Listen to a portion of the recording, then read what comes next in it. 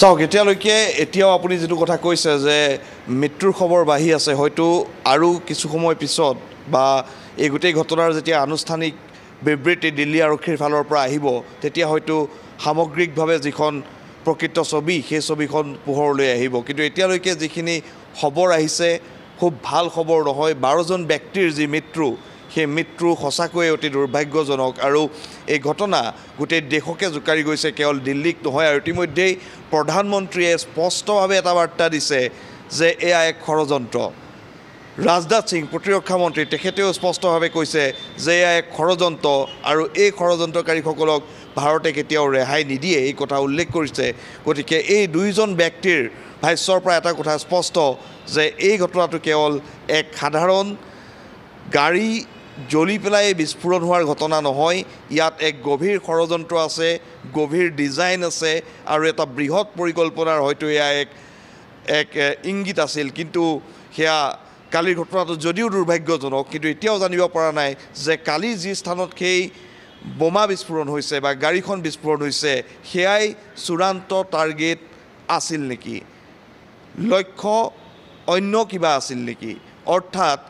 এই ঘটনাটোৰ বিষয়ে এতিয়াও এই মুহূৰ্তত যথেষ্টখিনি আলোচনা চলি আছে যথেষ্টখিনি এই গোটেই বিষয়টোক লৈ এনআইএকে ধৰি যিবোৰ তদন্তকাৰী সংস্থা আছে তেওঁলোকে ইতিমধ্যে এই গোটেই বিষয়টো পুংখানুপুংখভাৱে তেওঁলোকে ইয়াত তদন্ত কৰি আছে গ্ৰাউণ্ড জিৰোত তদন্ত চলি আছে আৰু এই গোটেই পথছোৱাত এটা যি সুভাষ চন্দ্ৰ বসু যিটো পথ লালকিল্লাৰ ওচৰৰ তাত আজি সম্পূৰ্ণৰূপে বন্ধ কৰি দিয়া হৈছে লালকিল্লা বন্ধ কৰি দিয়া হৈছে ওচৰ পাজৰৰ যিমানবোৰ দোকান আছে চান্দনী চক এয়া সকলো বন্ধ কৰি দিয়া হৈছে আৰু তদন্তকাৰী সংস্থা ফৰেনচিকৰ দলে তাত চলাই আছে ইতিমধ্যে তদন্ত কিন্তু প্ৰশ্ন হৈছে যে দিল্লীৰ মাজমজিয়াত দিল্লীৰ লালকিল্লাৰ দৰে এটা অঞ্চলত কেনেদৰে এখন বিস্ফোৰক ভৰ্তি বা বিস্ফোৰক থকা গাড়ী আহি তাত পাৰ্ক কৰিব পাৰিলে পাৰ্কিঙৰ পৰা উলিয়াই লৈ যাওঁতে কেনেদৰে আত্মঘাতী এই মুহূৰ্তলৈকে যিখিনি লিংক আহিছে যিখিনি কথা ওলাই আহিছে তাৰ পৰা এইটো কথা স্পষ্ট হৈছে যে এয়া এক আত্মঘাতী এক আক্ৰমণ বুলিয়েই এই মুহূৰ্তলৈকে যিখিনি তথ্য আহিছে তাৰ পৰা ক'ব পাৰি অৰ্থাৎ আমি যদি চাওঁ যিজন ডক্টৰ যিজন চিকিৎসকৰ কথা আহিছে গতিকে তেনে ক্ষেত্ৰত লক্ষণীয় হ'ব এই ঘটনাৰ অভিকেন্দ্ৰ ক'ত অনুসন্ধান প্ৰাথমিক অনুসন্ধান যি চলিছে কালি বা ইয়াৰ আগৰ জম্মু কাশ্মীৰৰ সেই ডেভেলপমেণ্ট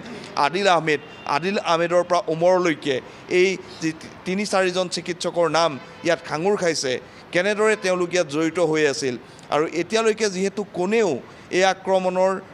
এতিয়ালৈকে দায়িত্ব লোৱা নাই গতিকে এক স্লিপাৰ চেলৰ দ্বাৰা সংগঠিত আক্ৰমণ বুলি ক'ব পাৰি তেওঁলোকে এটা ডিজাইন কৰিছিল কিন্তু ইয়াৰ গুৰিত জয়সি মহম্মদৰ দৰে সন্ত্ৰাসবাদী সংগঠন সোমাই থকাৰ ইতিমধ্যেই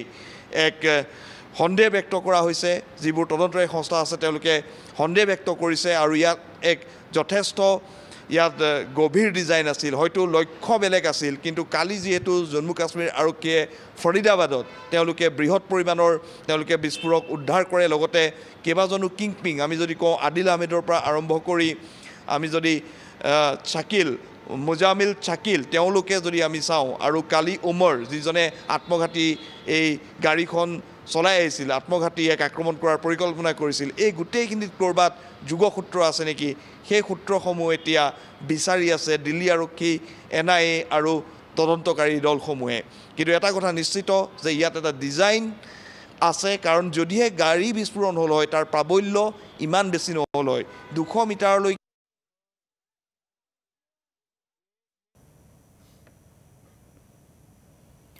হয় নিশ্চিতভাৱে প্ৰাঞ্জল